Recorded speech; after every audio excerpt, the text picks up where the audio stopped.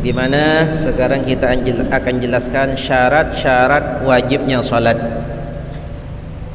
Syarat salat disebutkan oleh ulama fikih bahwa syarat salat tersebut itu ada dua macam.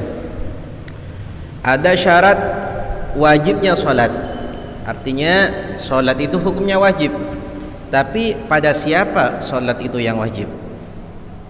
Yang kedua, syarat sahnya salat. Salat itu wajib, tapi ada beberapa syarat salat itu agar dinilai sah. Jadi itu ada dua. Ada syarat pada siapa salat itu wajib, ada penjelasan tentang syarat-syarat bagaimana agar salat itu sah. Sebagian ulama ahli tasawuf mengatakan bahwa ada syarat-syarat bagaimana cara salat itu agar diterima oleh Allah Subhanahu wa taala. Jadi ada syarat pada siapa salat itu wajib, ada syarat-syarat sahnya salat, bagaimana salat itu agar dinilai sah, ada syarat-syarat diterima, bagaimana cara agar salat itu diterima oleh Allah Subhanahu wa taala. Sebelum kita menjelaskan tentang bagaimana cara salat itu diterima oleh Allah, maka kita harus tahu pada siapa salat itu wajib dan bagaimana cara salat itu sah. Kalau salatnya tidak sah, gimana mau diterima? Sah dulu. Salat itu dinilai sah dulu dalam pandangan syariat, dalam pandangan zahir, baru kita cari hakikat, yaitu bagaimana cara agar salat itu diterima oleh Allah Subhanahu wa taala. Dan dalam kitab-kitab fikih itu tidak disebutkan gimana cara agar salat itu diterima oleh Allah Subhanahu wa taala. Hanya satu kitab kecil, risalah, di situ disebutkan secara ringkas gimana salat itu agar diterima oleh Allah, yaitu disebutkan dalam kitab Sulamut Taufik. Di situ kitab kecil disebut bagaimana cara agar solat itu diterima oleh Allah Subhanahu wa taala. Syarat yang terpenting agar solat itu diterima oleh Allah Subhanahu wa taala, yang pertama itu harus ikhlas. Ibadah semata-mata hanya karena Allah Subhanahu wa taala. Kita sebagai hamba Allah wajib mengikuti semua yang diperintahkan oleh Allah Subhanahu wa taala. Itu syarat yang pertama. Sebagian syarat yang kedua, di samping orang tersebut harus ikhlas ketika beribadah kepada Allah, ketika melaksanakan salat, maka orang tersebut harus tidak memakan sesuatu yang diharamkan oleh Allah, tidak memakai baju yang diharamkan oleh Allah, tidak salat di tempat yang tidak dihalalkan dalam pandangan syariat, dan orang tersebut tidak merasa sombong dengan salatnya. Salat dia 100 rakaat, 1000 rakaat, salat 5 waktu, tidak pernah absen, tapi dia merasa bangga dengan salatnya, merasa kalau dirinya lebih baik daripada orang lain, merasa dirinya lebih baik daripada orang lain dengan istiqomahnya dia salat. Itu tanda kalau salatnya tidak diterima oleh Allah Subhanahu wa taala. Li'annal amal salih yarfa'u. Amal baik itu diangkat oleh Allah Subhanahu wa taala. Orang yang melaksanakan amal baik tidak akan dibaca amal-amal baik tersebut. Itu sebagian dari syarat-syarat agar salat kita diterima oleh Allah Subhanahu wa taala. Cuma bab kita sekarang ini menjelaskan syarat-syarat wajibnya salat. Syarat wajibnya salat, salat itu hukumnya wajib, tapi tertuju pada siapa itu kewajiban? Di sini disebutkan tertuju pada orang yang terkumpul 6 syarat. Barang siapa yang terkumpul 6 syarat pada orang tersebut, maka wajib bagi dia untuk melaksanakan salat. Kewajiban dari Allah Subhanahu wa taala ada 6. Yang pertama, Islam. Artinya orang tersebut menerima kewajiban salat dari Allah Subhanahu wa taala jika orang tersebut statusnya Islam atau pernah terikat dengan Islam. Dia itu Islam atau pernah terikat dengan Islam. Salah satu contohnya orang murtad. Dia itu masuk Islam kemudian keluar dari Islam, jadi dia masih terikat dengan Islam. Jadi orang Islam wajib melaksanakan sholat, begitu juga orang murtad wajib melaksanakan sholat, tapi tidak sah kecuali setelah kembali pada Islam. Beda dengan orang yang tidak Islam. Orang murtad, orang keluar dari Islam, itu bukan Islam. Orang kafir asli tidak pernah masuk Islam sama sekali, itu juga bukan Islam. Tapi perbedaannya orang murtad dan orang kafir asli tidak pernah masuk Islam sama sekali. Orang kafir asli ketika masuk Islam, maka solat yang dulu tidak pernah dikerjakan gugur kewajibannya pada dia. Artinya tidak usah kodok. Solat-solat dia masuk Islam setelah umur 50 tahun. Nah, sebelum-sebelumnya solat yang dia tinggal tidak usah kodok, gugur kewajibannya. Itu bagi orang yang kafir asli. Tapi bagi orang murtad, dia pernah masuk Islam, kemudian dia kafir, dia masuk Islam lagi, maka dia wajib kodok solat yang dia tinggalkan selama dia murtad. Akan tetapi perlu diketahui, orang kafir memang tidak wajib melaksanakan sholat. Dalam hukum dunia itu tidak wajib melaksanakan sholat. Tapi tiap sholat yang dia ditinggalkan oleh orang kafir, dia akan diancam siksaan oleh Allah Subhanahu wa ta'ala. Sholatnya tidak wajib, tapi ketika lewat waktu sholat, tuntutan tidak sholat ada pada orang kafir tersebut. Kok bisa? Apakah ada dalilnya? Ada dalam Al-Quran. Ketika ditanya orang kafir di akhirat, ma salakakum fi saqar, apa yang membuat kalian semua tersebut masuk ke dalam neraka saqar? Jawab itu orang kafir, lam naku minal musallin.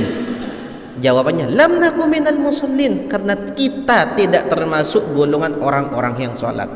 Makanya sebagian ahlul madhab, sebagian madhab di luar madhab Syafi'i mengatakan orang kafir pun juga mukhatab bi furu'i syariah. Artinya orang kafir wajib sholat tapi tidak sah kecuali masuk Islam. Seperti itu. Apa kegunaannya menuntut kewajiban pada orang kafir padahal tidak sah? Kegunaannya ketika dia tinggalkan satu, dia sudah meninggalkan kewajiban dan akan ditambah siksaan oleh Allah Subhanahu wa ta'ala. Jadi alhamdulillah alladzi akramana bil Islam. Segala puji bagi Allah yang telah memuliakan kita dengan Islam. Terus yang kedua, syarat yang kedua al-bulu, baligh. Orang tersebut harus baligh, baru dia melaksanakan, bisa menerima kewajiban salat. Siapa orang baligh tersebut? Orang baligh ini adalah orang yang ada dirinya salah satu dari tiga. Karena tanda-tanda orang tersebut dikatakan baligh itu ada tiga. Yang pertama, sempurna umur 15 tahun. Kalau umur 15 tahun sempurna, dia tidak haid sama sekali, perempuan tidak haid dan laki-laki tidak pernah junub, umur 15 tahun, maka dia dikatakan baligh. Atau tidak nyampe 15 tahun, 9 tahun ke atas kalau perempuan haid, waktu haid pertama itulah dinilai dia itu baligh. Atau laki-laki umurnya 9 tahun atau lebih dan dia junub meskipun tidak nyampe 15 tahun, maka dari awal junub itulah orang tersebut dinilai baligh. Ketika baligh, maka dia wajib menerima kewajiban sholat dari Allah Subhanahu wa ta'ala. Jadi untuk anak kecil yang belum baligh, bagi dia tidak wajib sholat. Sholatnya tersebut terjadi pada apa? Terjadi pada sunnah, dan pahalanya tersebut orang tuanya dapat semua. Karena anak kecil itu tidak dapat pahalanya, tidak dicatat untuk dia secara pribadi, juga dosanya tidak dicatat. Karena apa itu hukum syariat taklifi itu ada 5. Wajib, haram, makruh, mubah, wajib, sunnah, haram, makruh, mubah.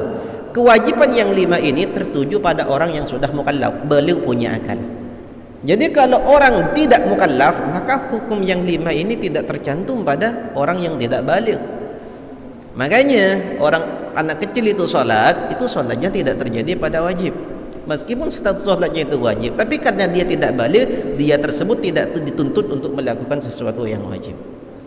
Hanya saja bimbingan dari Nabi Muhammad sallallahu alaihi wasallam, anak tersebut harus diajari sejak dini, dan kewajiban itu tertuju pada kedua orang tuanya. Disebutkan dalam hadisnya Nabi Muhammad sallallahu alaihi wasallam, muru auladakum bis shalah wa hum abna'u sab'in. Suruhlah anak-anak kalian semua untuk melaksanakan salat, dan mereka umur 7 tahun. Artinya apa? Nabi Muhammad memerintahkan untuk anak kecil itu disuruh salat. Pada siapa perintahan tersebut? Pada kedua orang tuanya. Artinya dari umur 7 tahun ya, dari umur 7 tahun orang tua tersebut sudah menerima kewajiban dari Allah Subhanahu wa taala untuk mengajari dan menyuruh anak itu salat. Kalau cuma menyuruh tapi nggak diajari, sama saja. Jadi harus diajari anak tersebut, kemudian disuruh ketika umur 7 tahun.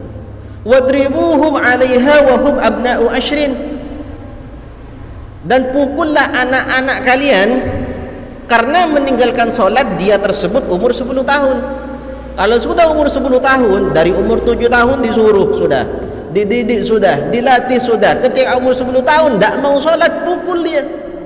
Siapa yang menyuruh? Nabi Muhammad sallallahu alaihi wasallam dan syariat Islam. Akan tetapi pukulan tersebut dibatasi, enggak sewenang-wenang memukul seenaknya saja, enggak.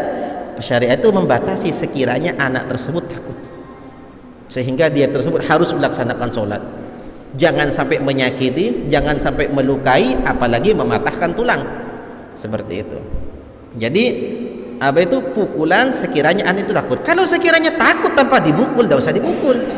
Seperti itu. Karena kewajiban orang tua tersebut takdib, mendidik anak ke jalan Allah dan jalan syariat Islam. Seperti itu. Terus syarat yang ketiga adalah al-aqlu, punya akal. Jadi kalau orang tersebut Islam ya, sudah baligh ya, tapi tidak punya akal, maka hukum sholat gugur untuk dia.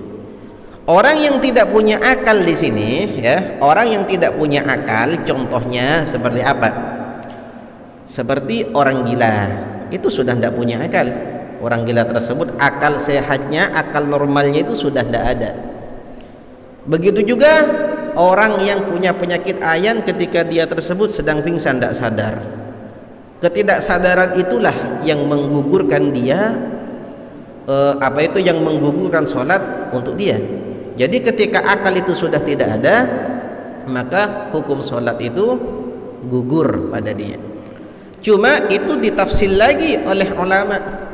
Jika gila dan penyakit ayan atau pingsan itu menggugurkan kewajiban sholat untuk dia, jika gilanya itu tidak disebabkan dengan sesuatu yang disengaja, baru sholatnya tidak wajib dan tidak wajib qadha.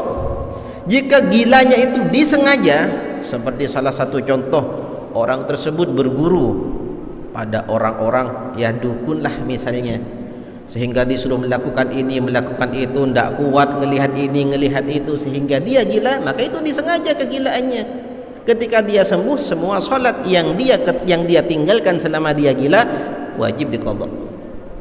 Kenapa? Karena kegilaannya tersebut disebabkan dengan sesuatu yang disengaja. Kalau tidur, apakah tidur hilang akal? Tidak. Orang tidur itu tidak hilang akal, tapi orang tidur tersebut akalnya cuma ketutupan. Kenapa? Makanya disebutkan oleh ulama, orang tidur meskipun tidak sadar tapi min ahlil khitab. Min ahlil khitab tersebut apa? Seandainya kita ajak bicara, dia langsung nyambung. Orang tidur bangunin, dia bangun, kita ajak bicara, langsung nyambung. Tapi kalau orang gila, bangunnya tidak bisa tidak nyambung kalau diajak bicara sama kita. Makanya orang gila, orang ayat itu hilang akal. Tapi kalau orang tidur itu bukan hilang akal, tapi akalnya tertutup. Seperti itu. Selama kita punya akal, la yajuzu tarkus salati madama aqluha sabitan. Tidak boleh meninggalkan salat selama akalnya tersebut masih ada. Makanya dalam perincian kitab-kitab fikih itu disebutkan, saking pentingnya sholat, kalau kita tidak bisa sholat berdiri, kita sholat duduk katanya. Kalau kita nggak bisa sholat duduk, maka kita sholat tidur miring. Kalau kita nggak bisa sholat tidur miring, kita sholat telentang. Artinya kepala kita ada di timur, kaki kita menghadap kiblat. Oh, kita nggak bisa ruku sujudnya, sudah ruku sujudnya dengan kepala saja. Oh, nggak bisa ruku sujud dengan kepala, ya sudah ruku sujudnya isyarat dengan mata. Gak bisa, ya sudah, jalankan sholat dengan hatinya. Pokoknya selama dia sadar, maka tetap wajib bagi dia itu sholat. Itu saking pentingnya sholat. Jadi dia nggak mampu fisiknya, tapi dia masih punya akal. Jadi dia sholat, dia diperintahkan untuk sholat semampunya. Seperti itu. Itu saking pentingnya sholat. Jadi terkadang ada pertanyaan, ada orang Islam baligh, punya akal, tapi dia sakit parah, apakah wajib sholat? Wajib tetap sholat, tetap wajib sholat dengan cara-cara yang ditentukan dan dibimbing oleh ulama-ulama kita. Terus wan naqa'u 'anil haidi wan nifas, termasuk dari syarat wajibnya sholat adalah bersih dari haid dan nifas. Artinya meskipun sholat itu wajib pada laki-laki dan perempuan, tapi untuk orang haid dan orang nifas sholat itu tidak wajib dan tidak wajib qada. Seperti yang disebut dalam hadisnya Sayyidah Aisyah radhiyallahu taala anha, kunna na'muru bi qada'is shaum wa la nu'maru bi qada'is shaum. Kita diperintahkan oleh Allah Subhanahu wa taala, orang haid ya, diperintahkan untuk mengkodok puasa, tapi tidak diperintahkan untuk mengkodok sholat. Kenapa? Karena sholat itu, karena puasa itu setahun cuma 1 bulan, sementara sholat sehari 5 kali. Kalau haidnya 15 hari, berarti 5 kali 15. Seperti itu. Maka mudarat bagi banatu Adam, bagi perempuan-perempuan dari keturunan Nabi Adam, seandainya sholat tersebut disuruh untuk diqadha bagi orang haid dan nifas. Apalagi orang nifas, kalau sampai 60 hari nifasnya, tiap hari 5 kali sholat, kalau mau qadha mudarat. Wa bulugh dakwah, dan sampainya dakwah. Sampainya dakwah itu artinya apa? Wajib sholat bagi orang-orang yang sampai pada dia ajakan Islam, sampai pada dia ajakan Islam dengan bentuk Islam yang sebenar-benarnya. Artinya kalau ada orang seandainya ya, kalau ada orang seandainya ada di daerah terpencil, dia tidak tahu Islam, dia nggak tahu sholat, tidak ada satu orang pun yang menyampaikan Islam pada dia dengan benar.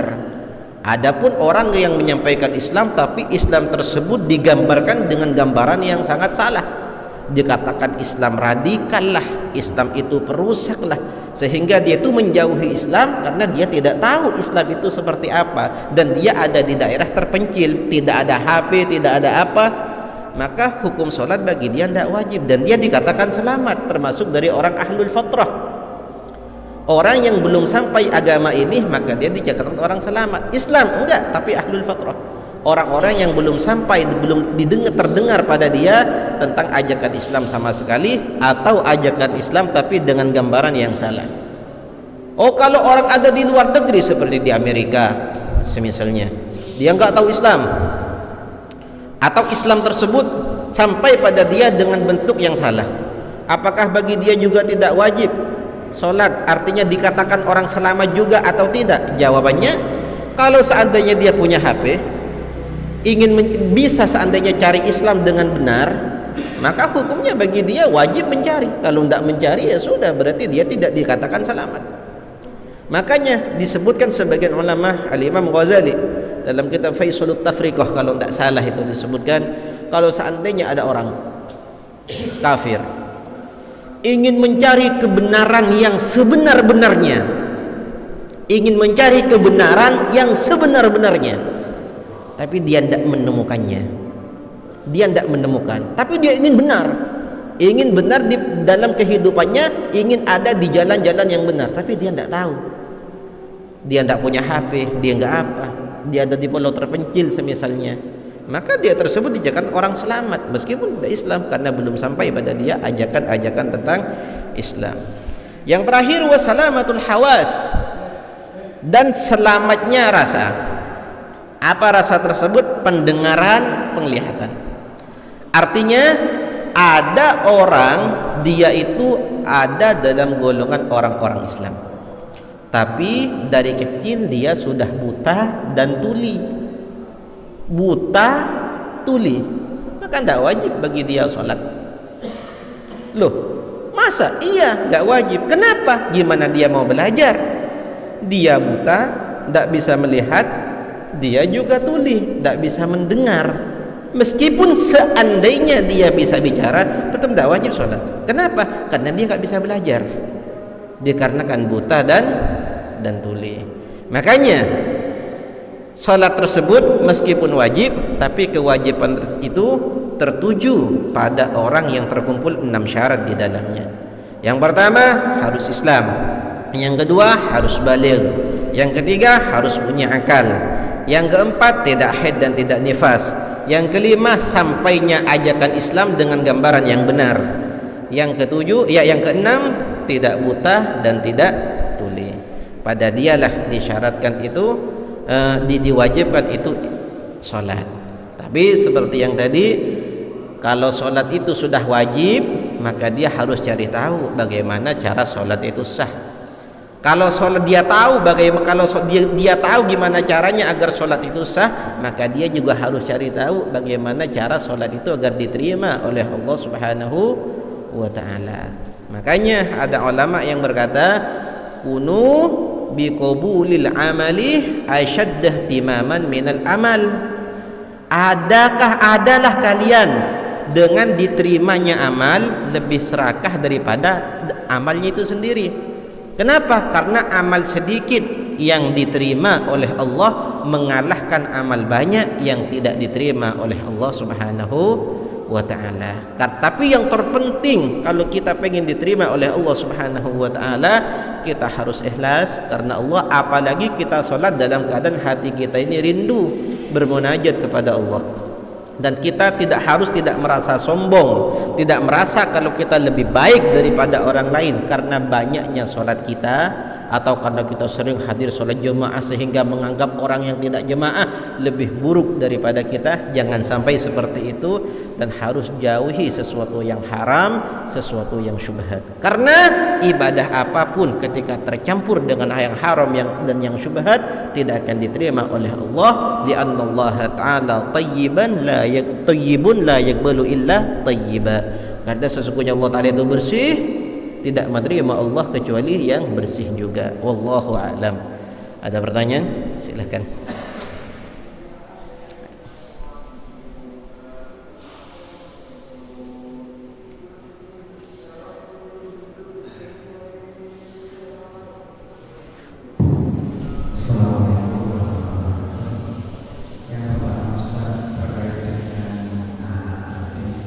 Anak yang wajib sudah sholat ketika tersebut sudah diperingati dan dinasihati ataupun sudah dipukul sama orang tua, namun anak tersebut masih belum sholat.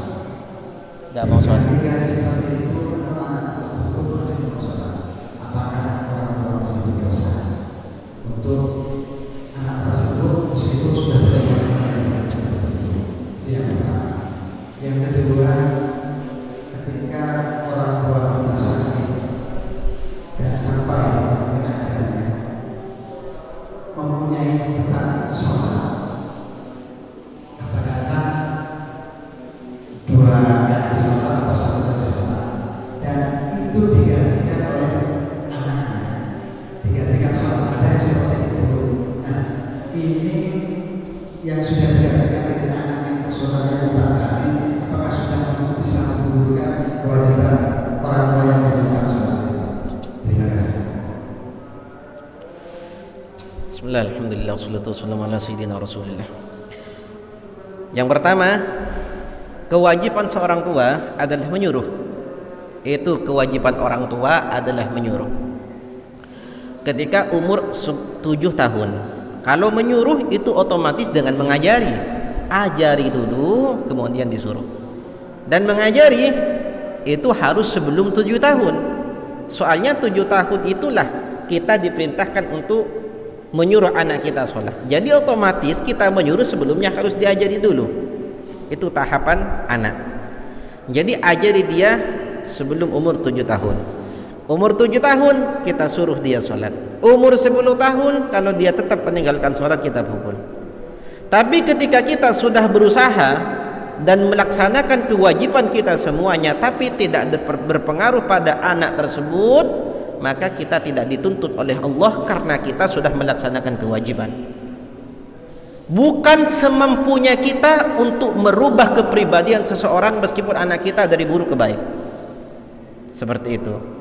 Yang pertama, la yukallifullahu nafsan illa wus'aha. Allah Subhanahu wa taala tidak memberatkan, tidak memerintahkan Allah memerintahkan hambanya tentang suatu pekerjaan yang dia tidak mampu. Yang dia mampu adalah menyuruh, mendidik, memukul. Merubah hati itu tidak mampu. Makanya Nabi Muhammad SAW, innaka la tahdi man ahbabtah. Kamu itu tidak mungkin bisa memberi hidayat siapapun orang yang kamu cintai. Allah Ta'ala yang memberi hidayat. In alaika illal balagh.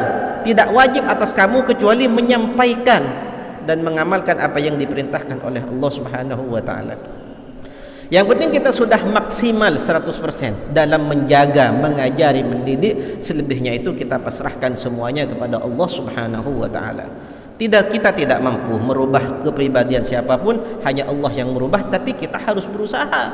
Kalau kita diam, maka kita disalahkan oleh Allah Subhanahu wa taala. Pernah suatu ketika Sayyidina Hasan Husain, cucunya Nabi Muhammad sallallahu alaihi wasallam, ya ini manja pada Nabi Muhammad, sangat manja. Ketika Nabi Muhammad duduk dengan para sahabat, Sayyidina Hasan Husain ini langsung gendong pada Nabi Muhammad. Di tempat yang dimana seharusnya itu diam, khusyuk, Sayyidina Hasan Husain gendong. Sahabat Nabi Muhammad dibiarkan, soalnya manja, kedua cucu manja pada Nabi Muhammad. Sayyidina Ali datang, abahnya, keduanya langsung turun, langsung nunduk. Ketika menunduk, ditanya sama Rasulullah, kenapa kalian nunduk? Takut sama abah Sayyidina Ali, masih kecil. Akhirnya diambil kedua anak sama Sayyidina Ali, dipukul pelan. Adab, bertata keramah, beradab lebih baik untuk kamu daripada seperti itu pada Rasulullah, meskipun itu kakek kalian. Nabi Muhammad menegur Sayyidina Ali, Sayyidina Ali, saya titip Hasan Husain. Kata Nabi Muhammad, jangan kamu pukul dia, karena dia itu adalah buah hati saya. Datang malaikat Jibril pada Nabi Muhammad, ya Muhammad, utruk aliyan tu'addibuhuma, biarkan Ali itu mengajari keduanya itu tata keramah. Itu malaikat Jibril langsung datang pada Nabi Muhammad sallallahu alaihi wasallam. Setelah itu banyak dari apa yang disampaikan oleh malaikat Jibril pada Nabi Muhammad ketika itu juga. Lalu Nabi Muhammad berkata pada para sahabat yang ada di sini, ya ma'syarul muslimin, wahai orang-orang Islam, barang siapa yang mempunyai rezeki anak, diberi rezeki anak oleh Allah Subhanahu wa taala, maka ajari tata krama dia, ajari dia agama, bimbing dia. Ketika kalian bimbing dia, mengajari tata krama dia, dan dia jadi anak soleh dan tercetak jadi anak yang membanggakan Nabi Muhammad dan Allah Subhanahu wa taala, berjalan di jalan Allah, maka kalian akan mendapat pertolongan dari anak tersebut. Tapi jika kalian tersebut mendapatkan rezeki anak, kalian biarkan anak kalian itu bodoh, terlantar semuanya, maka tiap dosa yang kalian perbuat itu semuanya akan menimpa kalian jika kalian biarkan. Tapi jika tidak dibiarkan, ya enggak. Kita itu punya kewajiban mendidik. Selebihnya dari itu kita pasrahkan pada Allah Subhanahu wa taala. Yang kedua, ketika kita punya hutang salat atau orang tua kita punya hutang salat, apakah wajib kita mengqadha? Dan ketika kita mengqadha itu sudah sah dan tercatat untuk orang tua kita apa tidak? Dalam madhab Syafi'i, khusus madhabnya Imam Syafi'i, itu semua sama-sama ada hadisnya, ya, semua sama-sama ada hadisnya. Itu ada 3 pendapat. Yang pertama mengambil dari ayat an laisa lil insani illa ma sa'a, tidak ada bagi manusia kecuali apa yang dia kerjakan itu saja. Salatnya tidak wajib diqadha dan tidak usah diqadha. Itu pendapat yang pertama. Pendapat yang kedua, dan ini diamalkan oleh para ulama-ulama besar yang terdahulu dari ulama-ulama Syafi'iyah juga, barang siapa yang punya keluarga dan itu meninggal punya hutang salat, maka salatnya diqadha oleh keturunannya, bahkan diqadha oleh keponakannya, itu nggak apa-apa. Dikodok oleh kerabat-kerabatnya yang lain, itu nggak apa-apa. Puasanya juga sama, seandainya kita punya hutang puasa dari orang tua kita punya hutang puasa, dikodokkan oleh keluarga yang hidup, itu juga boleh, nggak apa-apa. Makanya disebutkan dalam Fathul Mu'in juga, yasilu lil mayyitih kullu ibadatin tuf'alu anhu min saumin aw salatin aw shadaqatin, sampai pada mayit semua ibadah yang dikerjakan untuk dia, dari salat, puasa dan sedekah atau amal-amal ibadah yang lain. Itu madhabnya ahli sunnah wal jamaah dari al-Asy'ariyah atau al-Maturidiyah, seperti itu. Pendapat yang ketiga dari madhabnya Imam Syafi'i, setiap salat boleh dibayar pakai mud, satu salat satu mud, itu pendapat yang ketiga. Ini juga ada hadisnya, tapi ini pendapat yang paling lemah. Faham ya? Wallahu a'lam. Ada yang lain? Silakan.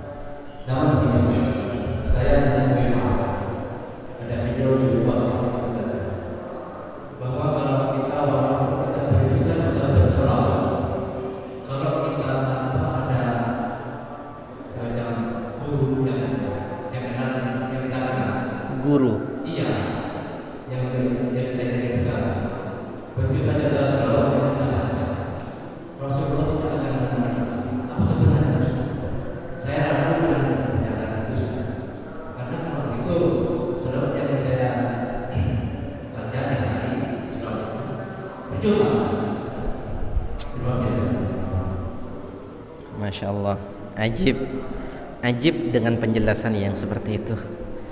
Nabi Muhammad Sallallahu Alaihi Wasallam sendiri, Nabi Muhammad sendiri itu yang, barang siapa yang bersalawat dan mengucapkan barang siapa yang bersalam, salawat bersalam kepada Nabi Muhammad Sallallahu Alaihi Wasallam, saya sendiri langsung yang menjawab salam.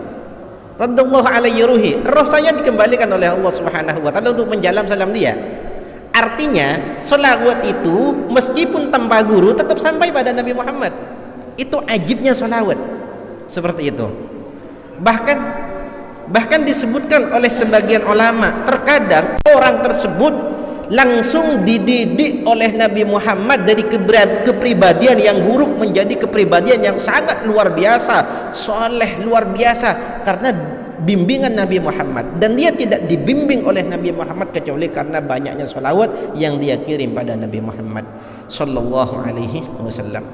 Juga ada satu riwayat, barang siapa yang bersolawat pada Nabi Muhammad Sallallahu Alaihi Wasallam, maka solawat tersebut akan diciptakan malaikat yang akan mengantar pada Nabi Muhammad. Sebagian riwayat bukan sholawatnya yang diciptakan oleh malaikat, yang diciptakan malaikat, jadi malaikat, akan tetapi ada malaikat yang ditugaskan oleh Allah Subhanahu Wa Taala untuk menyampaikan sholawat-sholawat yang dibaca oleh umatnya Nabi Muhammad, diantarkan pada Nabi Muhammad Sallallahu Alaihi Wasallam.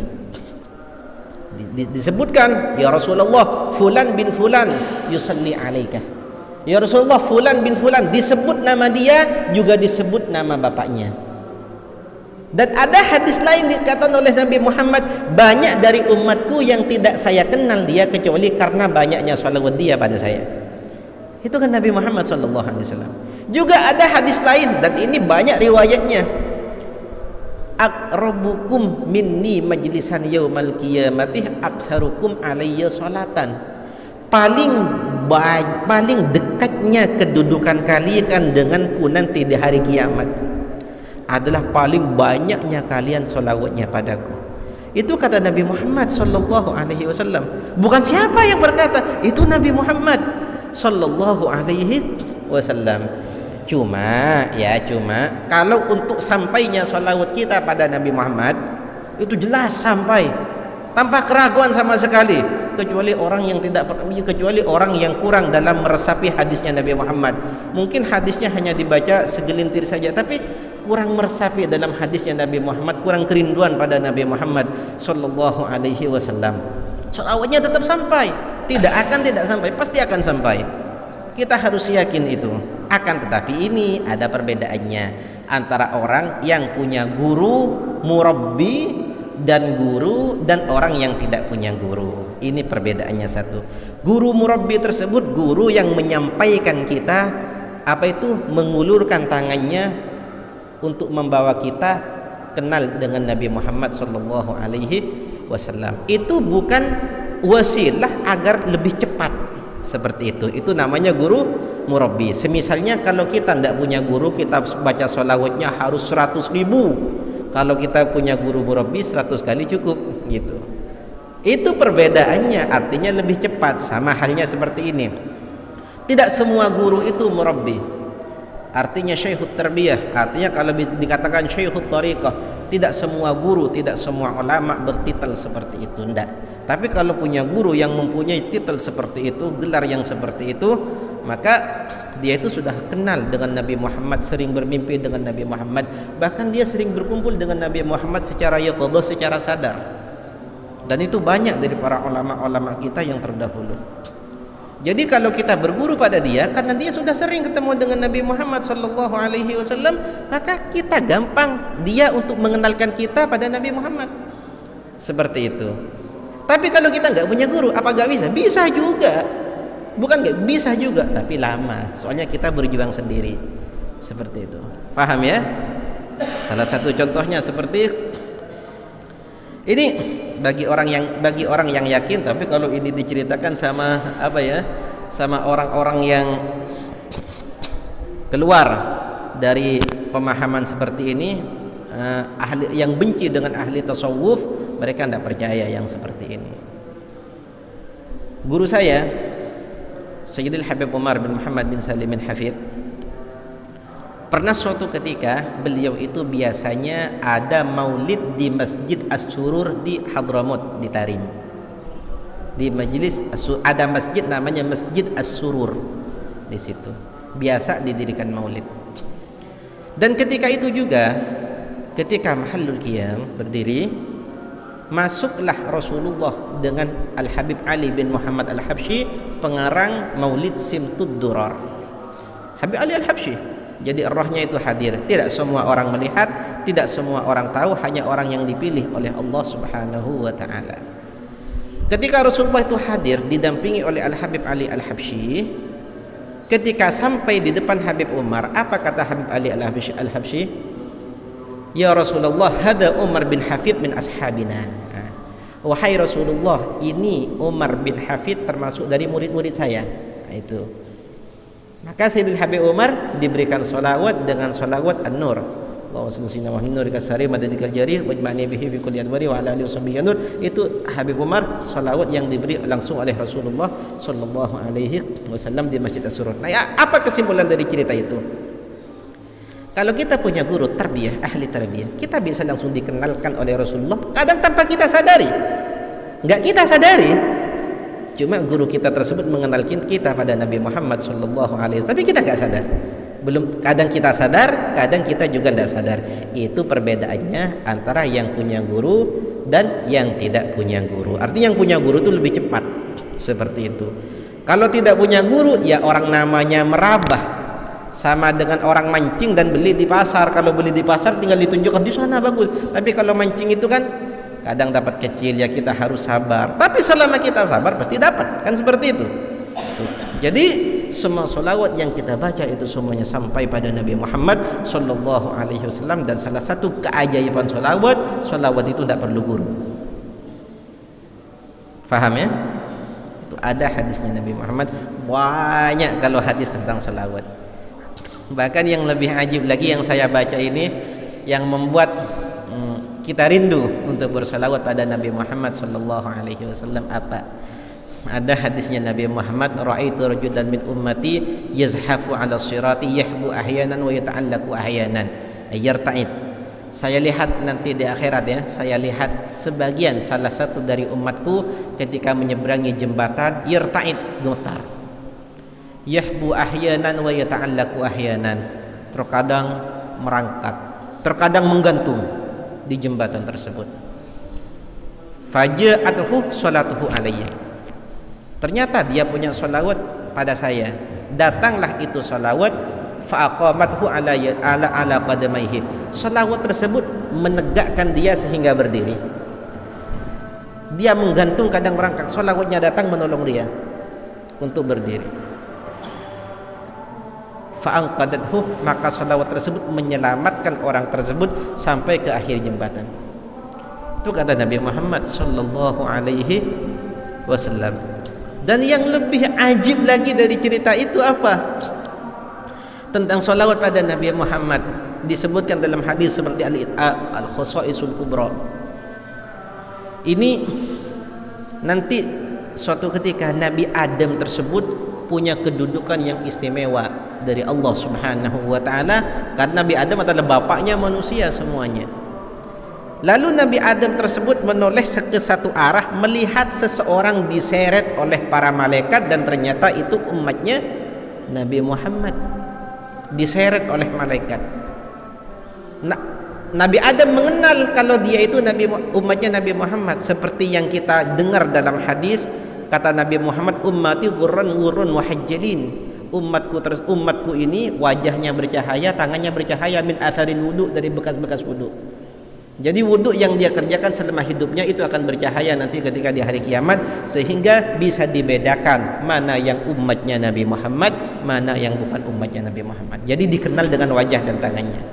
Nabi Adam tahu kalau itu umatnya Nabi Muhammad, langsung memanggil Nabi Muhammad, ya Ahmad, adrik ummataka. Wahai Nabi Muhammad, kejar itu salah satu umatmu yang sedang diseret. Dikejar oleh Nabi Muhammad sallallahu alaihi wasallam. Berkata Nabi Muhammad pada malaikat, tunggu dulu malaikat, kenapa engkau seret dia? Apa yang kamu lakukan? Siapa kamu? Kata Nabi Muhammad sallallahu alaihi wasallam. Berjawab malaikat, nahnul malaikatu syidadul ladzina la ya'sunallaha ma amarahum wa yaf'aluna ma yu'marun. Kita ini malaikat yang kasar, yang tidak pernah melanggar apa yang diperintahkan oleh Allah Subhanahu wa taala. Lalu ada suara, wahai malaikat, tunggu dulu, dengarkan dia wahai malaikat. Lalu Nabi Muhammad itu masih tawar-menawar dengan malaikat untuk menyelamatkan satu orang. Nabi Muhammad tawar-menawar, coba timbang lagi amalnya. Ketika ditimbang, amal buruknya lebih berat jauh daripada amal baik. Nabi Muhammad mengeluarkan satu kertas kecil seperti ujung jari, ditaruh di wadah amal baik, satu kecil. Kemudian lebih berat daripada amal buruk yang sudah berat sebelumnya. Jadi amal baiknya lebih berat, dia diselamatkan oleh Allah Subhanahu wa taala, lepas dari neraka. Lalu orang itu berkata, siapa engkau? Jadi belum mengenal Nabi Muhammad. Terus dikenalkan oleh Nabi Muhammad, kalau saya ini adalah Nabi kamu, Nabi Muhammad sallallahu alaihi wasallam. Terus yang engkau keluarkan itu tadi apa? Jawab Nabi Muhammad, itu sholawat yang kamu baca di masa hidup kamu, saya simpan dan saya keluarkan ketika kamu sangat butuh. Dan sekarang inilah waktunya. Sallallahu alaihi wasallam. Nabi Muhammad sallallahu alaihi wasallam. Wallahu a'lam. Ada yang lain? Video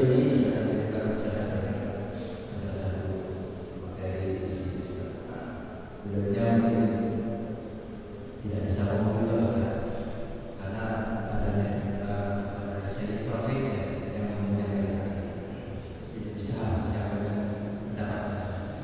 Cuma begini Ustaz, yang dulu itu kalau saya sering ikut sering ikut dari sekolah, terus sampai apakah itu juga bisa disebut guru atau bagaimana? Bisa mungkin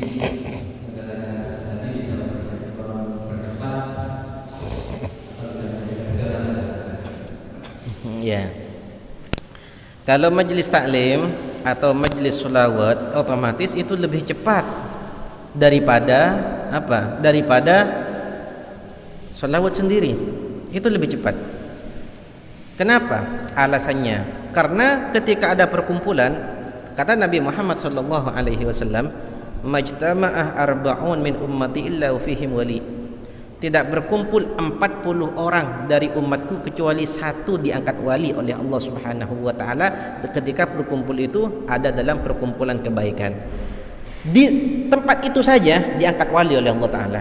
Ketika berpencar nanti mungkin dicabut lagi kewalian tersebut. Tapi ketika berkumpul itu diangkat wali.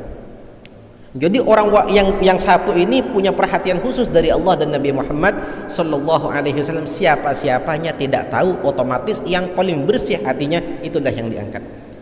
Dan saya Sayyidul Habib Umar di Solo itu pernah mengatakan, orang-orang yang hadir di majelis ini tidak semua hatinya sama, tidak semua kekhusyuannya sama, tidak semua kerinduannya pada Nabi Muhammad itu sama, tidak semua pahalanya itu sama. Akan tetapi ketika dikumpulkan jadi satu seperti ini, siapakah Allah Ta'ala hanya memandang satu, yang paling khusyuk, yang paling dekat, yang paling perhatian kepada Allah, itu yang paling dipandang oleh Allah Ta'ala.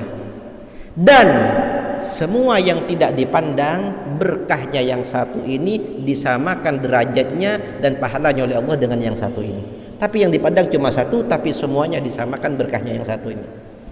Itu faidah dalam berkumpul berzikir kepada Allah Subhanahu wa taala. Jadi otomatis kalau kita berkumpul itu khusyuk tidak khusyuk, kita mengharap pahala atau tidak mengharap pahala, tapi dalam perkumpulan itu akan lebih besar faidahnya. Makanya dalam hadisnya Nabi Muhammad sallallahu alaihi wasallam, dan ini hadis sahih ketika menjelaskan majelis zikir, salah satunya adalah majelis sholawat atau majelis ta'lim. Ketika Allah Subhanahu wa taala berkata, "Ushidukum ya malaikati an yakun ghafartu lahum." Saya jadikan engkau saksi wahai para malaikat bahwa semuanya orang yang duduk saya maafkan dosanya. Satu malaikat ada yang bilang pada Allah, "Ya Rasulullah, fihim fulan laisa minhum innama ja'a li hajah." Ya Rasulullah, salah satu dari mereka yang duduk berzikir itu bukan dari golongan orang yang zikir, tapi datang ke sana karena hajat pribadi. Kenapa? Oh, di sana ada pembagian makanan, dia datang untuk makanan. Dia cuma supir ngantar majikannya, ya cuma itu saja ya Rasulullah. Ya Allah. Apa jawaban Allah Ta'ala? Humul julasa la yashqa jalisuhum. Mereka lah orang-orang yang duduk berzikir tidak akan celaka orang yang ngumpul duduk dengan mereka. Itu hadis qudsi, hadis sahih Bukhari Muslim. Tuh. Paham ya? Wallahu a'lam. Ada yang lain?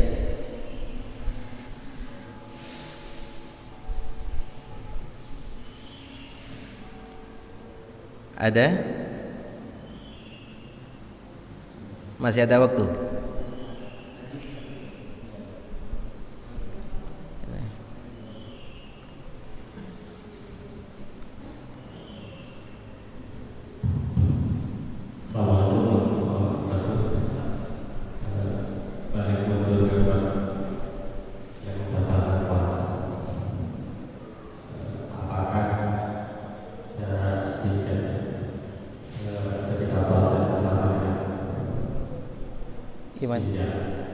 Is apakah sama dengan ketika puasa dan tidak puasa. ketika ada puasa soalnya kan salah satunya mungkin sampai memasukkan Ya.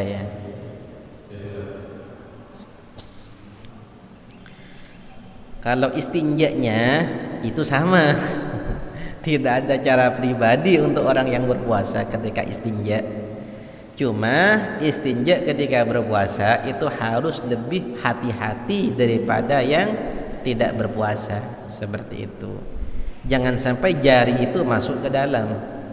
Begitu juga kalau jari bisa kita atasi agar tidak masuk ke dalam. Cuma kalau air jangan sampai masuk ke dalam. Makanya kalau istinja tersebut disiram. Kadang kan ada orang istinja di sungai. Kalau dulu istinjanya di sungai, jadi kita rendam, afwan ya, maaf ya. Jadi kemaluannya itu direndam, kemudian istinja. Itu otomatis air masuk. Seperti itu. Paham ya? Kalau kita istinja di kamar mandi, insya Allah tidak. Akan tetapi ada sebagian ulama yang mengatakan lebih afdol kalau kita mau buang air besar itu di luar puasa, artinya malamnya atau sebelum subuh, itu paling afdol. Tapi siapa kalau kita sakit perut siang, masa kita mau sampai malam? Jangan. Itu. Tapi kalau punya pilihan ya itu seperti itu. Tapi kalau tidak punya pilihan ya sudah, bismillah. Seperti itu. Yang penting kita harus hati-hati. Jangan sampai air itu masuk. Yang penting kita hati-hati. Kalau kita sudah hati-hati, selain itu kita pasrahkan pada Allah Subhanahu wa taala. Yang penting kita hati. Selama kita tidak yakin ada yang masuk ke dalam, maka puasanya kita teruskan. Selama kita tidak yakin. Faham? Ya. Tapi kalau kita sudah yakin ada yang masuk, maka sudah batal puasanya. Seperti. Tapi wajib imsak. Masuk sampai dalamnya itu apa? Kayak kalau cuma masuk afwan ya, cuma masuk segini dikit, itu kan akan keluar lagi, nggak ada masalah kalau seperti itu. Yang masuk ke dalam terus. Paham? Ya. Tapi kalau cara istinjanya tidak ada yang khusus antara bulan Ramadan dan yang bukan bulan Ramadan.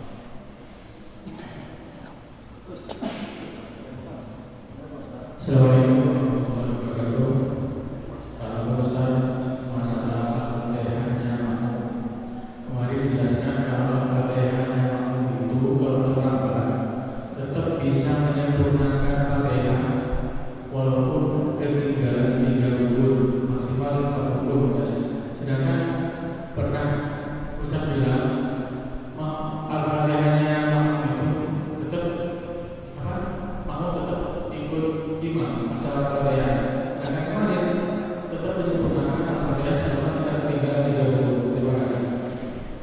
Ya. Ini ada perbedaan. Makmum itu terbagi dua. Ini penting, ya sangat penting dan banyak orang yang tidak paham karena ini adalah masalah yang sangat detail. Apa? Ada makmum itu namanya masbuk, ada makmum itu namanya muwafiq. Makmum masbuk itu apa? Siapa masbuk dan siapa muwafiq?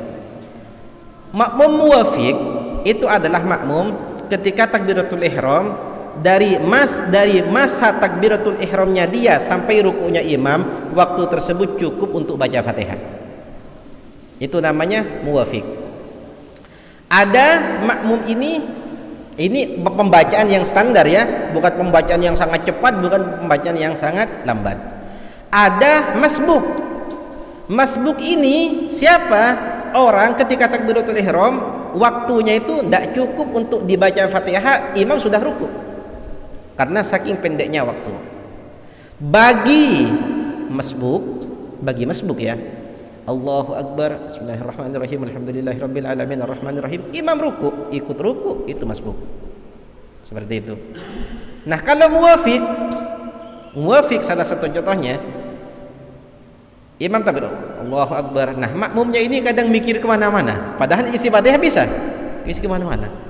Ketika imam hampir ruku ingat, oh iya saya tidak baca Fatihah. Nah itu baru Fatihahnya tersebut harus disambung. Terus selama imam tersebut tidak melewati 3 rukun. Paham ya? Itu ya selama tidak kalau yang ini karena itu tidak udzur, karena dia lalai karena memikirkan sesuatu, jangan lebih 2 rukun. Jangan lebih 2 rukun. Kenapa? Karena dia lalai. Tapi kalau udzur jangan lebih 3 rukun. Salah satu contohnya udzur apa? Takbir, Allahu Akbar. Imam baca surat. Surat apa? Alhaakumut takatsur. Biasanya kan cukup baca Fatihah itu kan. Tapi itu muwafiq. Tapi karena makmum pembacaannya sangat lambat karena sudah sepuh dan imamnya ekstra cepat, sangat cepat, nah itu namanya udzur. Artinya imam ruku, lanjutkan Fatihahnya, i'tidal, lanjutkan lagi, sujud, lanjutkan terus.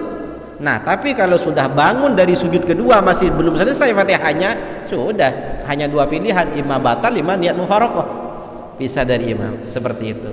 Itu perbedaan antara masbuk dan muwafiq. Tapi kalau masbuk waktunya tinggal sedikit, imam langsung ruku, ya sudah sampai situ saja, lanjut ikut imam. Seperti itu. Dan itu banyak orang yang tidak tahu perbedaan antara masbuk dan muwafiq. Jelas ya?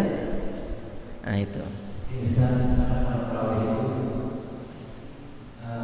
beda dari secara karena muwafiq tapi imam sudah fardunya telah selesai. Jadi apa ya? Ada sempat juga jadi beda secara mereka masuk seperti itu. Ya. Gimana solusinya kita? Kalau kita di terawih ini bisa diterawih agar kita tenang bisa baca-baca. Ya. Jadi memang masbuk sama muwafiq itu, ya, kalau sholat tarawih itu seolah-olah tidak bisa dibedakan masbuk sama muwafiq. Karena biasanya kalau di Madura rata-rata imamnya itu super ya, super. Kalau saya sendiri pribadi saya lebih senang jadi makmum daripada jadi imam kalau sholat tarawih. Kenapa? Karena kalau jadi imam seperti dikejar. Jadi bacanya itu nggak kekontrol. Saya pribadi ini.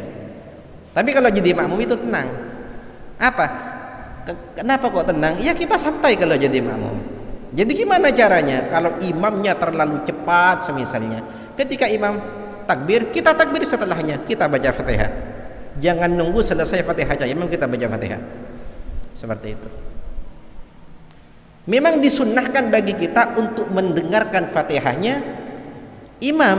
Tapi kalau sekiranya seperti itu, maka kita baca Fatihah sendiri secukupnya. Atau misalnya suratnya agak panjang, kita baca Fatihah di pertengahan Fatihahnya imam. Ketika amin kita putus Fatihah dulu, kita amin lalu lanjutkan Fatihahnya kita, itu boleh. Seperti itu. Kenapa? Agar ketika imam ruku kita juga ruku. Seperti itu. Paham ya? Atau langsung jadi masbuk saja. Apa jadi masbuk? Ketika imam sudah baca surat setengah baru kita takbir, pertengahan Fatihah kita, imam ruku kita ruku. Masbuk. Seperti itu. Ya tidak ada lagi solusinya. Hanya wallahu a'lam, yang saya tahu di Madura tarawih ekstra cepat. Itu seperti itu. Yang tarawih ini ya kalau di rumah saya rata-rata 20 menit. Kalau tarawih, tapi 20 menit itu sudah luar biasa. Kata 20 menit. Ada yang 10 menit, bahkan ada yang 7 menit. Oh, Masya Allah ya, harus pakai jamu itu. Kerap. Silakan. Ya.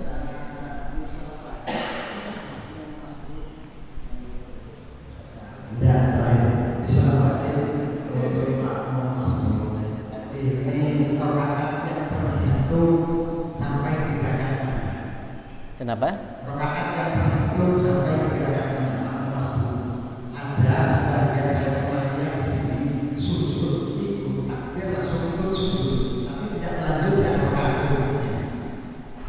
Nah, tidak ada masalah di sini. Enggak, maksudnya Ya, paham. satu rakaat. Paham saya. Sampai di mana masalahnya? Itu rakaat yang pertama. Terima kasih. Itu yang ditanyakan ini masbuknya apa muwafiknya? Yang masbuk apa yang muwafik? Yang masbuk. Seperti yang tadi dijelaskan, kalau masbuk ini kan waktunya sedikit, jadi tidak cukup baca Fatihah imam sudah ruku. Kenapa kok seperti itu? Karena kalau imam sudah bangun dia tidak ruku, tidak sempat ruku bersama imam, maka rakaat yang ini tidak dinilai untuk itu si masbuk. Seperti itu, harus nambah satu lagi. Itu kalau masbuk. Kalau muwafiq beda lagi. Kalau muwafiq itu cukup Fatihahnya, tapi karena imamnya cepat dan makmumnya lambat, ketika ruku dia tetap lanjutkan, bangun lanjutkan, imam sujud lanjutkan. Dia selesai Fatihahnya, ikuti alurnya gerakan sendiri. Jangan langsung sujud sama imam. Jangan, tapi langsung. Kecuali imam sudah di sujud yang kedua dan ini yang muwafiq bacanya belum selesai, baru tinggalkan Fatihahnya langsung sujud, tapi tambah satu rakaat lagi. Itu seperti itu. Itu perbedaan masbuk dan muwafiq. Saking sulitnya membedakan masbuk dan muwafiq ini, sampai ada teman saya ngarang kitab segini nih, segini tebalnya. Semuanya penjelasan tentang masbuk muwafiq. Ya, di Yaman ada. Allah alam. Cukup?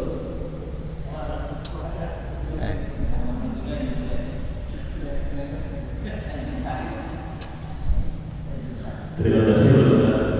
Penjelasan ini solusi untuk sementara. Yang pertama yaitu saya ingin dua. Yang kedua itu kita menggunakan masbuk. Pada penjelasan awal kalau sholat biasa yang dikatakan masbuk itu ketika tapi kalau kita sama-sama berdiri dari awal itu tidak masuk masbuk karena lalai. Kemudian tadi penjelasan untuk sholat tarawih bisa menggunakan masbuk. Artinya apa? Sama-sama berdiri dari awal. Mohon penjelasannya. Masbuk itu enggak dihitung dari berdirinya, tapi dihitung dari takbirnya. Nah, jadi meskipun berdirinya sama, kalau belum takbir dia kan belum jadi makmum. Kan seperti itu. Bahkan bukan belum jadi makmum, bahkan belum sholat.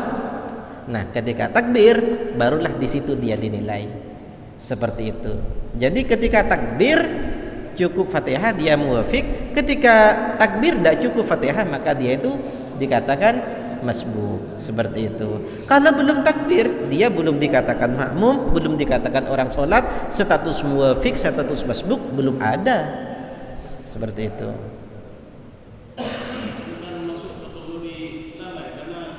Nah, kalau masuk kategori lalai itu bukan lalai dalam jemaahnya, tapi lalai dalam takbiratul ihramnya. Seperti itu. Karena kan disebut dalam hadis likulli syai'in safwatun wa safwatus salati takbiratul ula. Tiap-tiap sesuatu itu ada sarinya, ada intinya, dan inti daripada salat itu adalah takbiratul ihram. Jadi kalau dia berdiri bersama-sama tapi dia milih masbuk, dia meninggalkan keutamaan takbiratul ihram bersama imam. Itu saja. Itu kan tadi hanya solusi seperti itu. Tapi kalau yang lebih afdol ya imam takbir kita takbir. Itu yang lebih afdol seperti itu. Tapi kalau solusi agar sah dan kita tidak tergesa-gesa, itu solusi tadi. Nah, artinya bukan keharusan. Tapi kalau kita ingin yang lebih afdol, maka kita muwafiq. Kita muwafiq artinya imam takbir harus takbir. Kenapa? Agar Fatihah kita lancar. Jangan sampai imam takbir pertengahan baca Fatihah kita takbir. Jangan. Imam takbir langsung takbir setelah imam. Itu lebih afdol. Karena itu akan mendapatkan pahala takbiratul ihram, juga pahalanya muwafiq. Seperti itu. Tapi itu solusi agar tidak tergesa-gesa dalam sholat. Karena tergesa-gesa itu menghilangkan kekhusyuan kita dalam sholat. Seperti itu. Jelas?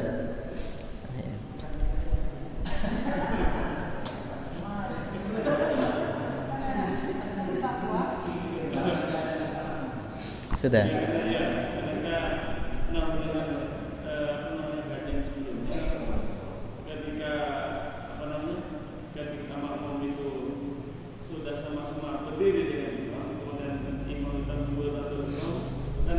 Misalnya memperlambat takbirnya, kemudian baru ketika pembacaan surat akhir dia kemudian takbiratul ihram, maka itu dianggap lalai. Lalai, benar-benar lalai. Kalau lalai ya benar lalai dalam takbiratul ihram. Lalai dengan dia itu sudah ketinggalan untuk dia dalam takbiratul ihram. Benar itu. Cuma bukan berarti tidak sah. Seperti itu. Kalau sahnya sah. Keutamaan takbiratul ihram sangat lalai. Beberapa bahkan ratusan kebaikan dia tinggalkan dengan meninggalkan takbiratul ihram bersama imam. Seperti itu. Kelalaian itu sangat jelas kalau masalah lalai itu. Ya, tapi bukan berarti pengertian dari lalai itu tidak sah. Bukan. Seperti itu. Tapi dia telah membuang pintu ratusan kebaikan untuk dia sendiri. Itu. Dengan imam sudah baca, imam takbir, dia masih bengong, masih sibuk, masih itu. Seperti itu. Kalau lalai itu jelas, sangat jelas. Pintu kebaikan terbuka, lebar, banyak, dia buang sendiri. Itu. Seperti itu. Artinya kalau dikaitkan dengan tadi, masbuk dengan muwafiq Tidak ada. Kalau takbir kaitan masbuk dengan muwafiq itu tidak ada. Karena masbuk dan muwafiq itu adalah nama bagi seorang yang sudah statusnya makmum. Dan orang itu dikatakan makmum ketika sudah takbir. Kalau belum takbir itu kan belum jadi makmum. Seperti itu. Makmum itu adalah status untuk muwafiq, masbuk adalah status untuk makmum. Dan selama dia tidak takbir, dia tidak dikatakan makmum. Bahkan dia boleh mundur. Seperti itu. Paham ya? Selanjutnya untuk mendapatkan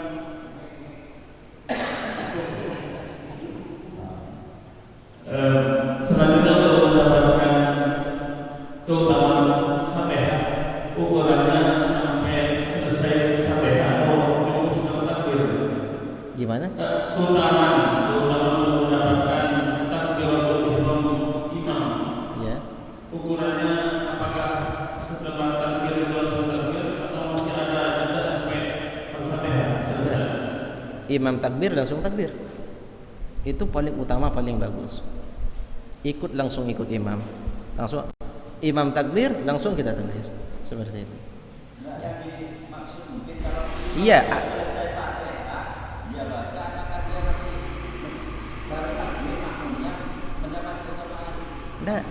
Tidak dapat keutamaan takbir bersama imam. Ini maksudnya takbir bersama imam. Gitu. Beda takbir bersama imam itu. Sudah, tidak ada keistimewaan takbir untuk dia. Expired. Iya, jadi. Nah, makanya disebutkan was-was itu tidak bagus. Natijah was-was itu diakibatkan dari apa? Satu, dari karena dia tidak belajar. Yang pertama. Yang kedua, karena kekotoran hati. Itu rata-rata was-was seperti itu. Karena dia tidak belajar, tidak tahu hukumnya, dan karena kekotoran hati. Jadi Al-Imam Mutawalli Asy-Sya'rawi beliau mengatakan, setan itu tidak penting kalian melakukan dosa besar atau dosa kecil, tidak penting bagi setan. Yang penting bagi setan kalian melakukan dosa meskipun kecil. Tidak penting bagi setan, oh ini harus gak sholat, ini harus gak puasa. Bukan itu yang dimaksud setan. Biarkan dia sholat tapi dia sibuk dengan sesuatu yang lain. Itu yang penting bagi setan. Jadi makanya banyak orang yang puasa capek-capek sudah lapar. Intinya setan apa? Tidak dapat pahala. Yang penting silahkan lapar, silahkan, tapi tidak dapat pahala. Intinya setan itu seperti itu. Nah, jadi orang itu disibukkan tanpa disadari. Makanya karena ketidaktahuan atau karena kekotoran. Makanya dianjurkan oleh ulama ketika orang tersebut itu mau sholat, sebelum sholat sibukkan dengan zikir agar ketika sholat sudah langsung khusyuk. Makanya ketika setelah adzan sebelum qomat zikir dulu kan? Iya, sibukkan dengan zikir. Jadi agar hati itu sudah langsung menyambung pada Allah Subhanahu wa taala. Jadi zikir imma zikirnya sendiri, imma zikirnya bersama-sama. Intinya zikir dulu. Jadi khusyuk sebelum sholat, ketika takbir sudah enak sudah. Paham?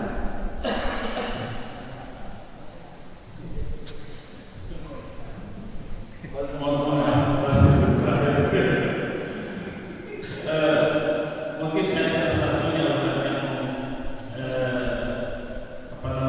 termasuk tapi bukan karena kegiatan, tapi untuk menyamakan antara takbir dengan niat. Itu yang paling sulit. Karena ada yang mengatakan bahwa niat itu harus bersamaan dengan takbir. Nah, berarti ada niat yang kita gunakan dan berubah sama beragam. Niat yang sekian rakaat. Nah, untuk menyamakan dengan takbir atau ihram itu Ini niat itu kan ada 3 tahapan, ya. 1, sholat fardhu. Sholat fardhu itu yang wajib diniati cuma 3 kalimat. Usolli, fardhu, dan ta'yin. Fardhunya apa? Sholli fardhu dhuhri, sholli fardhu asri. Selebihnya itu niat yang sunnah. Kalau kita itu was-was akan menyamakan agar bersama antara takbir dan niat, maka kita ambil yang wajib saja. Usolli fardhu dhuhri, niat kalau salat fardhu dhuhur. Sudah itu saja yang bersamaan dengan takbir. Kenapa? Daripada nanti batal, lebih baik mengambil yang wajib saja. Sementara arba'a raka'atin mustaqbilal kiblati adaan lillahi ta'ala, itu semuanya adalah sunnah hukumnya. Kalau sholat sunnah, tahapan yang kedua adalah sholat sunnah. Sholat sunnah yang rawatib, atau sholat sunnah yang punya waktu, seperti sholat tarawih. Tidak wajib menyebutkan sunnatan. Jadi usolli tarawih ma'muman lillahi ta'ala, Allahu Akbar. Usolli tarawih, usolli sunatan tarawih pun, usolli tarawih sunnatan lillahi ta'ala, boleh. Jadi itu sedikit rakaat ini mustaqbilal. Tapi kalau makmuman wajib. Kalau niat makmuman itu wajib bagi makmum. Kalau niat imaman tidak wajib bagi imam kecuali sholat Jumat. Paham ya? Makanya bagi orang yang punya hati kebiasaan was-was, maka ambillah niat yang paling sedikit. Jadi kewajibannya kalau sholat 5 waktu adalah 3, usolli, fardhu, dan tentukan sholat apa. Itu yang harus bersamaan dengan takbir. Selebihnya itu lanjutkan sholat takbir juga tidak apa-apa niatnya. Yang penting yang harus bersamaan takbir itu adalah 3. Paham ya? Gimana? Hah? Alhamdulillah. Alhamdulillah. Enggak, makanya di sini di Masjid Pasar juga ada pengajian menjelang buka. Kalau saya menyampaikan itu, yang saya sampaikan itu sedikit. Kenapa? Karena lebih banyak membuka pertanyaan. Terkadang yang saya sampaikan itu mereka sudah tahu, tapi ada di hati masih iskal. Lebih baik mengeluarkan yang ada dalam hati karena itu dialami sendiri, seperti itu. Jadi lebih baik memperbanyak dalam pertanyaan, seperti itu. Wallahu a'lam. Ada lagi?